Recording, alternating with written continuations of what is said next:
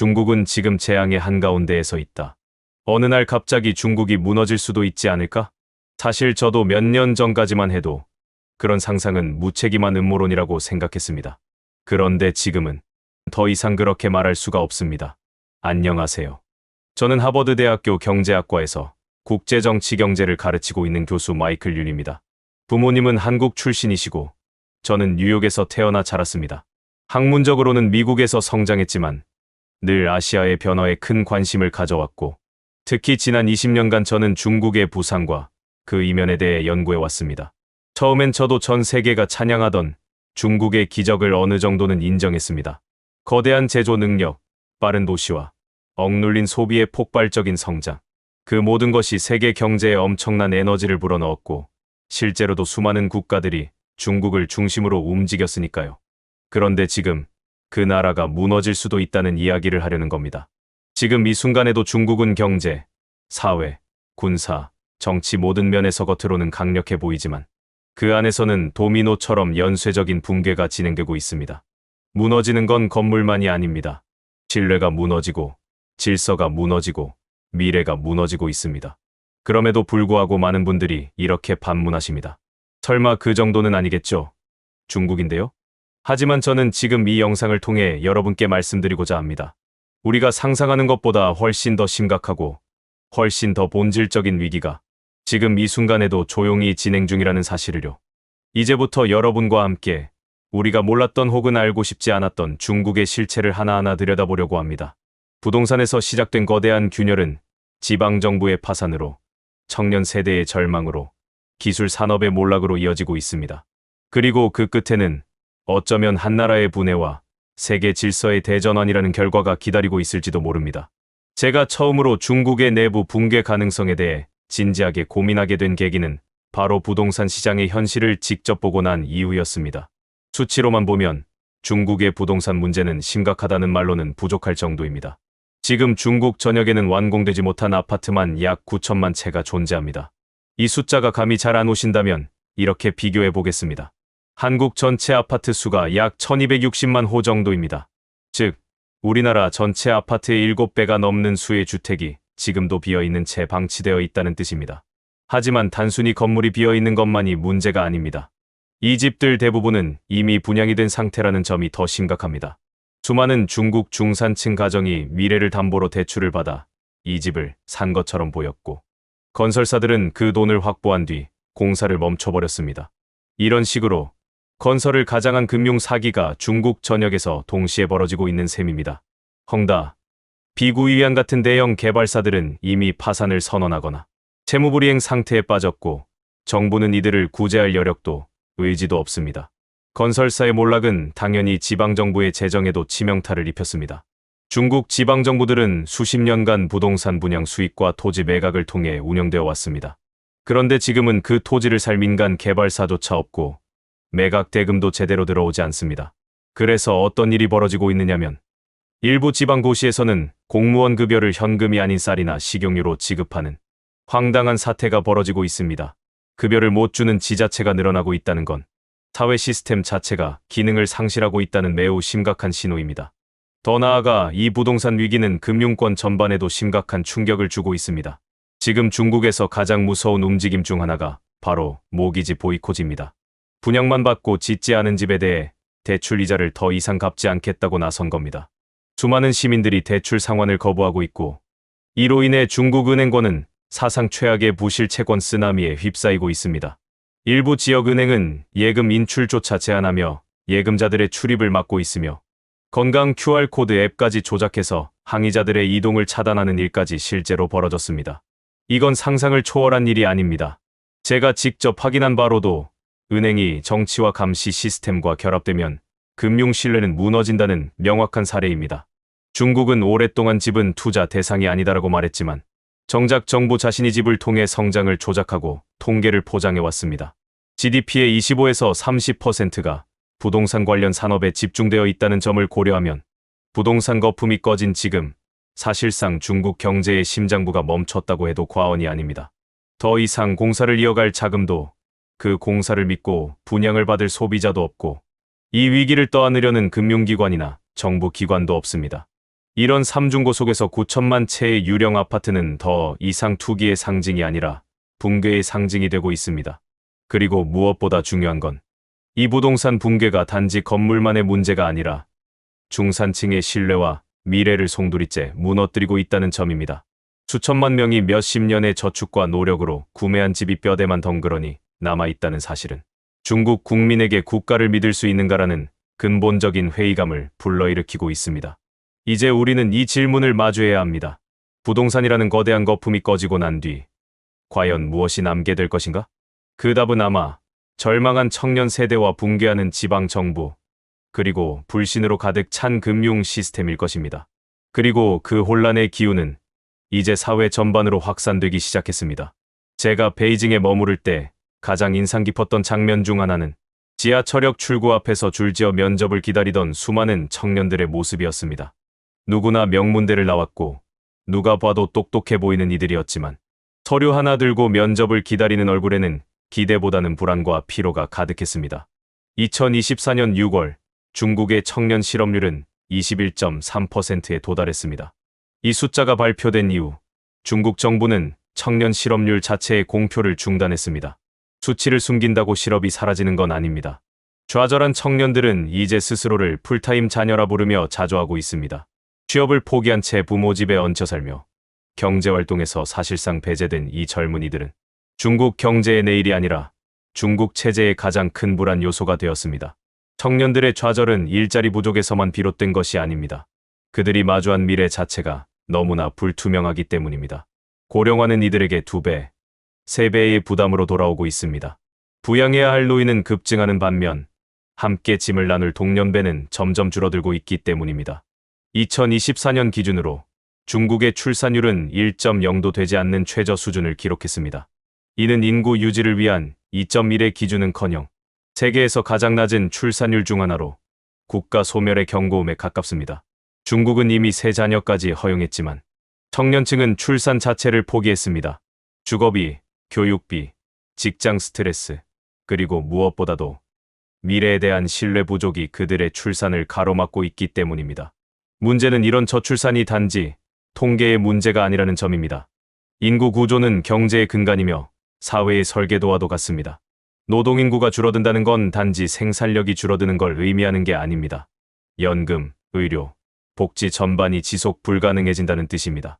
지금 중국은 세계에서 가장 빠른 속도로 고령화되고 있습니다.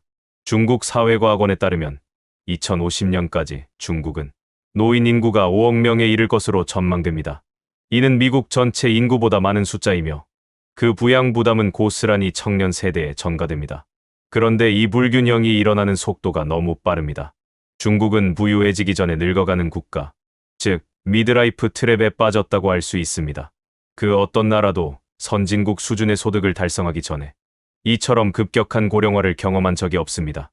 일부 지방정부는 이미 연금 지급을 미루거나 의료보조금을 축소하기 시작했습니다. 시스템은 정지되어 가고 있지만 노인 인구는 늘고 있고 청년은 일자리가 없습니다. 이 불균형은 언젠가 터질 것이 아니라 이미 지금 이 순간부터 사회를 잠식하고 있는 현실입니다. 더욱 심각한 건 이 인구 구조의 변화가 경제 성장 모델 자체를 무너뜨리고 있다는 사실입니다. 그동안 중국은 값싼 노동력과 막대한 소비층을 앞세워 세계의 공장이자 시장으로 군림해왔습니다. 하지만 이제 그 2가지 모두 사라지고 있습니다. 일할 사람이 없고 소비할 사람도 없어진 겁니다. 기업들은 생산 거점을 베트남, 인도, 인도네시아 등으로 옮기고 있고 중국의 성장 신화는 점점 과거의 이야기가 되어가고 있습니다.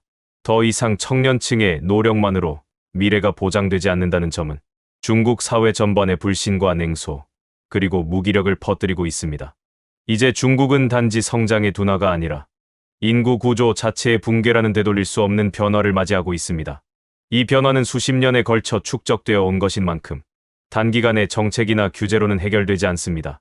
제가 처음 중국 지방 도시의 예산서를 본 건 광둥성 출장 중이었습니다. 문서를 열자마자 느낀 건 이건 정부 예산이 아니라 회계 조작에 가까운 작물라는 것이었습니다. 수입보다 지출이 많고 부족한 재원은 거의 전부 예정된 대출로 기재되어 있었습니다. 이미 쓰기도 전부터 빚으로 구멍을 메우는 구조였고 그 구조는 중앙정부의 성장 지시를 따라가기 위해 만들어진 허상이었습니다. 지금 중국 경제는 빚이라는 연명 장치에 지나치게 의존하고 있습니다. 국제금융협회에 따르면 중국의 GDP 대비 총부채 비율은 이미 300%를 넘어섰습니다. 이는 선진국 수준을 훨씬 상회하는 수치로 국가의 경제 규모보다 훨씬 많은 빚을 안고 움직이고 있다는 뜻입니다. 그 빚의 상당수는 지방정부와 그 산하의 그림자 금융기관들이 떠안고 있습니다. 골드만삭스는 중국 지방정부에 숨겨진 부채, 이른바 지방정부 융자 플랫폼의 총액이 무려 12조 3천억 달러에 달한다고 분석했습니다. 지방정부는 토지 매각 수익을 기반으로 대출을 받았고 그 돈으로 인프라 개발이나 부동산 프로젝트에 투자해 경제 수치를 끌어올렸습니다. 하지만 지금 부동산 시장이 무너지자 토지 판매 수익은 말라버렸고 이자조차 갚지 못하는 상황에 이르렀습니다. 2023년 중국 재정부 통계에 따르면 토지 판매 수입은 전년 대비 38% 급감했습니다. 지방도시들은 공무원 월급도 못 주는 상황에 직면했고 일부 지역에선 급여를 쌀이나 식료품으로 지급하는 사례까지 등장했습니다. 이런 상태에서도 성장률 달성은 강요되고 있습니다. 중앙정부는 매년 일정한 경제 성장률을 제시하고 지방정부는 이를 맞추기 위해 더욱 많은 대출을 받고 그 대출로 수요도 없는 고속도로와 공항, 도시 재개발에 투자합니다. 결국 수익은 없고 빚만 남습니다. 이것이야말로 빚으로 만든 가짜 성장의 실체입니다. 은행 시스템 역시 이 흐름에 휘말려 있습니다. 중국의 은행들은 표면적으로는 건전한 것처럼 보입니다. 하지만 실제로는 수조 달러 규모의 부실 채권을 안고 있으며 공식 통계로 잡히지 않는 숨겨진 손실이 존재합니다. 국제결제은행 BIS는 중국의 실질 부실 채권 비율이 공식 발표보다 10배 이상 많을 수 있다고 경고했습니다. 이는 중국 GDP의 20%에 해당하는 3조 8천억 달러 규모의 대출이 회수되지 못하고 있다는 뜻이며 이 정도 손실은 중국 금융 시스템을 여러 번 붕괴시킬 수도 있는 수준입니다. 더 큰 문제는 이 은행들이 시장의 원칙이 아닌 정치의 명령에 따라 작동한다는 것입니다. 정작 돈이 필요한 중소기업은 대출을 받기 어렵고 국유기업이나 지방정부는 실현 가능성이 없는 프로젝트에도 무제한 자금을 배정받습니다. 금융의 기본 원칙인 수익성과 리스크 관리가 무너진 상태입니다. 2022년 허난성에서는 지역은행 수십 곳이 고객 예금을 돌려주지 못하는 사태가 발생했습니다. 은행 파산에 항의하는 예금자들의 건강 QR코드가 갑자기 적색으로 바뀌어 집 밖으로 나갈 수 없게 된 사건은 충격 그 자체였습니다. 이는 단순한 보건정책의 남용이 아니라 정부가 기술을 이용해 시민을 통제한 사례로 남게 되었습니다. 중국의 금융 시스템은 본질적으로 신뢰에 기반한 구조입니다. 하지만 지금 그 신뢰는 빠르게 무너지고 있습니다. 은행은 더 이상 돈을 맡기는 곳이 아니라 언제 내 자산이 사라질지 모르는 불안의 공간이 되어가고 있습니다. 이 모든 부채 구조는 언젠가는 터질 수밖에 없는 시한폭탄입니다. 신용으로 신용을 돌려막는 구조는 언뜻 지속 가능한 듯 보이지만 한계점에 도달하는 순간 급격한 붕괴로 이어지게 됩니다. 중국은 이제 부동산과 인구 구조의 붕괴를 빚으로 숨기고 있는 상태입니다. 하지만 언젠가 그 빚을 갚아야 할 날이 올 것이고 그때는 지금까지 쌓아온 경제 구조 전체가 무너질 수도 있습니다. 저는 하버드대에서 국제개발학을 강의하고 있지만 최근 몇 년 사이 중국의 물 문제와 식량 시스템을 연구하면서 점점 더 현실적인 불안을 느끼게 되었습니다. 세계 2위의 경제 대국이라는 타이틀 뒤에는 생존의 기본조차 위태로운 구조가 숨어 있었기 때문입니다. 먼저 물 문제입니다. 중국은 세계 인구의 약 20%를 차지하고 있지만 전체 담수 자원의 고작 7%만을 보유하고 있습니다. 그마저도 제대로 관리되지 못하고 오염되어 가고 있는 상황입니다. 중국 생태환경부의 발표에 따르면 주요 농업지대의 지하수 중 86% 이상이 오염되어 있으며 이 중 절반가량은 인체에 유해한 수준이라고 합니다. 북중국 평원은 중국 인구의 약 4억 명이 거주하는 지역이지만 지하수 수위가 매년 1m 가까이 하강하고 있습니다. 이는 단순한 기후 변화의 문제가 아닙니다. 공장과 농업의 무분별한 지하수 남용, 그리고 정화 시스템의 부재가 만든 결과입니다. 가장 상징적인 사례는 황허강입니다. 이 강은 1억 6천만 명의 생명을 지탱하고 있지만 이미 수십 년 전부터 유량이 줄기 시작했고 지금은 강 하류까지 도달하지 못하는 날이 연간 수백 일에 이릅니다. 중국 정부는 남수북조라는 대규모 물이전 프로젝트를 통해 남쪽의 수자원을 북쪽으로 끌어올리려 했습니다. 하지만 막대한 예산에도 불구하고 수질 문제와 생태 파괴가 심각해 결국 지역 간 갈등만 증폭시키고 말았습니다. 물 문제는 곧 식량 문제로 이어집니다. 중국은 겉으로 보기에 세계적인 농업 대국처럼 보이지만 사실상 주요 곡물의 자급률은 점점 하락하고 있습니다. 미국 농무부 통계에 따르면 중국은 자국 내 소비 대두의 85%를 수입에 의존하고 있으며 쌀과 옥수수 역시 상당량을 해외에 의존하고 있습니다. 2023년 한 해에만 중국은 400억 달러 상당의 식량을 수입했으며 이는 전 세계에서 가장 높은 수입량입니다. UN 식량농업기구 FAO는 2000년 이후 중국의 식량 수입이 무려 1000% 증가했다고 분석했습니다. 문제는 이러한 수입 의존 구조가 극도로 취약하다는 점입니다. 전쟁, 팬데믹, 기후재해, 국제 정치적 갈등 등 어느 하나라도 발생하면 중국은 광범위한 식량 위기에 직면할 수밖에 없습니다. 이러한 구조는 이미 역사 속에서 치명적인 결과로 이어진 바 있습니다.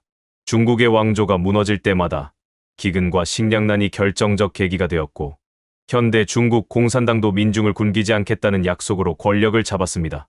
그렇기에 식량을 공급할 수 없는 정부는 존재할 수 없다는 공식은 지금도 유효합니다. 그렇다면 에너지는 어떨까요? 중국은 전 세계 에너지 소비량의 약 4분의 1을 차지하는 초대형 소비국이지만 에너지 자급률은 심각할 정도로 낮은 편입니다. 국가통계국에 따르면 중국은 원유의 약 73%를 수입에 의존하고 있으며 이 수치는 국가 안보 차원에서 위험 수준입니다. 더 심각한 문제는 이 원유의 상당수가 말라카 해협이라는 좁은 해상 통로를 통해 들어온다는 점입니다. 만약 해상 봉쇄나 군사 충돌이 발생할 경우 중국은 불과 몇 주 만에 에너지 공급망이 붕괴될 수 있습니다. 실제로 국제에너지기구는 중국의 전략 비축유가 수입량의 81분에 불과하다고 평가했으며 이는 권고 기준인 90일에도 미치지 못하는 수준입니다. 에너지 수입이 끊기면 공장 가동이 멈추고 도시가 암흑에 잠기며 경제 전체가 정지될 수밖에 없습니다. 이처럼 물, 식량, 에너지라는 가장 기초적인 생존 자원이 국가 내부에서 생산되지 못하고 외부에 의존하고 있다는 사실은 중국이 마치 거대한 외피만 가진 빈 껍데기처럼 운영되고 있다는 현실을 보여줍니다. 강대국의 외관 뒤에 실제로는 언제라도 무너질 수 있는 생존 기반의 취약성이 숨어 있는 것입니다. 그리고 이러한 구조는 단지 환경적 위기가 아니라 정치적 군사적 선택에도 심대한 영향을 미치게 됩니다. 이제 질문을 바꿔야 합니다. 이렇게 생존 인프라가 위태로운 나라가 과연 지속적인 글로벌 강국으로 남을 수 있을까요? 제가 처음으로 중국의 군사 퍼레이드를 직접 본 건 2019년 국경절 행사 때였습니다. 화면 속에 펼쳐진 수천 명의 군인과 첨단 무기들은 분명히 위협적으로 보였고 세계 곳곳의 전문가들 또한 이 거대한 국력을 인정했습니다. 하지만 저는 의문을 품기 시작했습니다. 이 엄청난 스케일의 무대 뒤편에는 과연 실제 전쟁을 수행할 수 있는 역량이 존재하는가? 그리고 지금은 확신할 수 있습니다. 중국의 군사력은 위협보다 허상에 가까운 구조적 결함을 안고 있다는 사실입니다. 중국 인민해방군은 세계에서 가장 많은 병력을 보유하고 있으며 해군 함정 수로는 미국을 앞섰다고 주장합니다. 하지만 수량과 실제 전투력은 전혀 다른 문제입니다. 가장 근본적인 약점은 실전 경험의 부족입니다. 중국군이 마지막으로 대규모 현대전을 치른 것은 1979년 베트남과의 전쟁이었고 그 전쟁조차도 전략적 패배에 가까웠습니다. 이후 40년이 넘도록 중국은 전쟁을 겪지 않았고 그 시간 동안 PLA는 전투 경험이 아니라 정치적 충성으로 움직였습니다. 장교의 승진은 실전 능력이 아닌 당에 대한 충성도, 즉 정치 감각에 따라 이루어졌고 그 결과 군대는 정치의 수단이자 정권 유지를 위한 도구로 전락했습니다. RAND 연구소의 보고서에 따르면 PLA의 대부분 훈련은 보여주기식 시뮬레이션에 그치고 있으며 실제 전장에서의 즉각적 판단, 유연한 전술 운용, 혼란 속 명령체계 작동 등 현대전에 필요한 실질적 훈련이 이루어지지 않고 있습니다. 이러한 시스템적 결함은 부패 문제와 맞물려 더 깊어졌습니다. 2022년 한 해에만 60명이 넘는 고위군 간부가 부패 혐의로 조사를 받았고 리베이트와 방산 비리는 여전히 만연합니다. 계급을 돈으로 사고 실적 없는 무기 구매에 예산을 쏟아붓는 군대가 어떤 상황에서 국가 안보를 지켜낼 수 있을까요? 그나마 상대적으로 발전했다고 여겨졌던 해군력도 실제 전투 투입 경험은 0에 가깝습니다. 항공모함도 몇 척 건조되었지만 이를 전쟁에 실제 투입해 복잡한 항공작전과 해상전투를 조율할 능력은 검증된 바 없습니다. 훈련은 많지만 실전은 없습니다. 게다가 중국은 정보전, 사이버전, 우주전 등 21세기형 전쟁 전략에 있어서도 구체적인 실적이나 연합작전 경험이 없습니다. 고립된 명령체계와 정치적 이유로 진실을 은폐하는 구조 속에서 어떤 전술도 실시간 현장 적응 능력 없이 마비될 위협이 존재합니다. 이런 상황에서 군사력은 외부를 겨냥한 무기가 아니라 내부 통제를 위한 상징과 선전의 수단으로 활용되기 시작했습니다. 스톡홀름 국제평화연구소에 따르면 중국은 내부 치안 유지에만 65억 달러를 사용하고 있으며 이 수치는 국방 예산보다 많습니다. 이는 무엇을 의미할까요? 중국 공산당은 외부의 적보다 내부의 국민을 더 두려워하고 있다는 뜻입니다. 신장 위구르 지역에서는 100만 명 이상의 주민이 구금되었고 티베트와 내몽골 등지에서는 문화와 종교의 자유가 조직적으로 억압되고 있습니다. 군사력은 외부에 대한 방어가 아니라 자국민에 대한 통제력의 상징이 된 것입니다. 하지만 그 통제력조차 균열 조짐이 보이고 있습니다. 2023년 중국 내 노동 시위와 사회항해 건수는 전년 대비 30% 증가했으며 이는 체제에 대한 신뢰가 흔들리고 있음을 반영합니다. 임금 체불에 항의하는 노동자들, 공사 중단된 아파트를 두고 분노하는 주택 구매자들, 예금 인출조차 못해 항의에 나선 시민들. 이들은 더 이상 조용히 참고만 있지 않습니다. 역사적으로 볼 때 독재 정권은 내부 불만이 누적되면 외부 적을 만들어 국민의 시선을 돌리는 방식을 택해왔습니다. 지금의 중국 또한 대만 해협과 남중국해, 심지어 한반도 주변까지 긴장을 유도하며 군사적 대치를 고조시키고 있습니다. 하지만 앞서 설명드린 것처럼 이런 군사 전략은 실제 실행력보다는 정치적 선전 목적에 가까우며 실제로 충돌이 발생할 경우 중국의 군대는 치명적인 혼란에 빠질 가능성이 더 큽니다. 결국 중국의 군사력은 정치적 불안을 감추기 위한 외관일 뿐 그 내실은 위기 속에 있습니다. 이제 우리는 다시 한번 되묻게 됩니다. 이렇게 많은 구조적 결함을 가진 군대가 정말로 전쟁을 감당할 수 있을까요? 아니면 지금 보이는 이 모든 위협이 허상을 확대 재생산한 선전 전략의 일부에 불과한 것일까요? 이제 마지막 결론에서는 그렇게 커져만 가는 내부 위기 속에서 중국이 과연 앞으로 어떤 선택을 할 것인지, 그리고 세계는 어떤 준비를 해야 할지를 함께 고민해 보겠습니다. 중국의 붕괴는 단지 한 나라의 문제가 아닙니다. 그 여파는 전 세계로 퍼질 것이기 때문입니다. 저는 하버드 대학교에서 국제경제를 연구하며 수많은 국가의 흥망성쇠를 지켜봤습니다. 그러나 지금처럼 복합적이고 전방위적인 위기가 한 국가에 집중된 사례는 최근 역사에서 중국 외에는 거의 없습니다. 중국은 세계에서 두 번째로 큰 경제대국입니다. 하지만 그 거대한 덩치 안에는 부채의 사슬, 인구의 공백, 자원의 고갈, 정치의 독점, 그리고 군사력의 환상이 복합적으로 얽혀 있습니다. 이것은 단기간에 회복될 수 있는 경기 사이클의 문제가 아닙니다. 이는 구조와 시스템의 문제이며 그 자체가 변화하지 않는 한 현상 유지조차 불가능한 흐름으로 전개되고 있습니다. 먼저, 중국은 지금도 성장을 외치고 있지만 그 성장은 수치상의 포장에 불과할 가능성이 높습니다. 지방정부의 빚으로 부풀려진 인프라 건설, 실수요 없는 부동산 프로젝트, 정부 주도의 산업 통계 조작은 이미 해외 전문가들 사이에서 공공연한 비밀입니다. 한마디로 말하자면 성장이 아니라 생존이 문제인 시대로 접어들었습니다. 그리고 그 생존을 위협하는 가장 결정적인 요소는 인구 감소와 청년 실업입니다. 노동력의 붕괴는 단순히 생산성 하락을 넘어 중산층 소비의 축소, 교육 시스템의 공백, 심지어 복지 시스템과 연금 제도의 붕괴로까지 이어지게 됩니다. 이러한 위기 속에서 청년 세대가 미래를 그릴 수 없다면 그 사회는 내면에서부터 무너질 수밖에 없습니다. 여기에 더해 외부, 세계의 시선도 변하고 있습니다. 한때 중국은 세계의 공장, 미래의 슈퍼파워로 불렸지만 지금은 오히려 리스크 국가, 예측 불가능한 체제로 간주되고 있습니다. 애플, 나이키, 테슬라, 아디다스 등 글로벌 기업들이 중국을 떠나고 외국인 직접 투자는 1990년대 이후 최저치를 기록했습니다. 국제사회는 이제 중국에 더 이상 기회의 땅을 보지 않습니다. 더욱 우려스러운 점은 이 모든 위기가 전 세계에 영향을 미칠 수 있다는 점입니다. 중국은 세계 공급망의 핵심이었고 수많은 국가가 중국과의 무역에 의존해왔습니다. 그런 중국이 내부 시스템 붕괴로 흔들릴 경우 세계 경제는 그 여파에서 결코 자유로울 수 없습니다. 또한 지정학적 갈등 역시 그에 못지않은 파급력을 가집니다. 중국이 내부 위기를 외부로 돌리기 위해 군사적 긴장을 고조시킬 경우 대만 해협, 남중국해, 심지어 한반도까지도 위기지대로 변할 수 있습니다. 이제 세계는 단순한 경제 뉴스가 아니라 안보와 생존의 문제로 중국을 주시해야 합니다.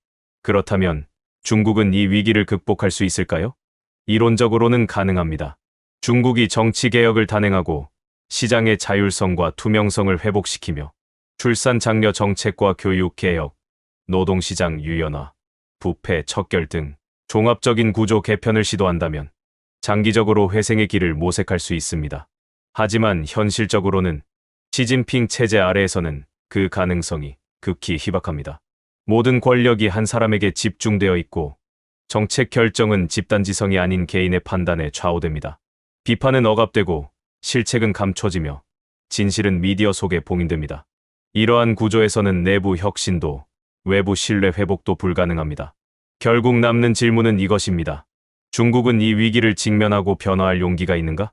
아니면 현실을 외면한 채 외부를 위협하고 내부를 억압하는 허상 위의 제국으로 남게 될 것인가?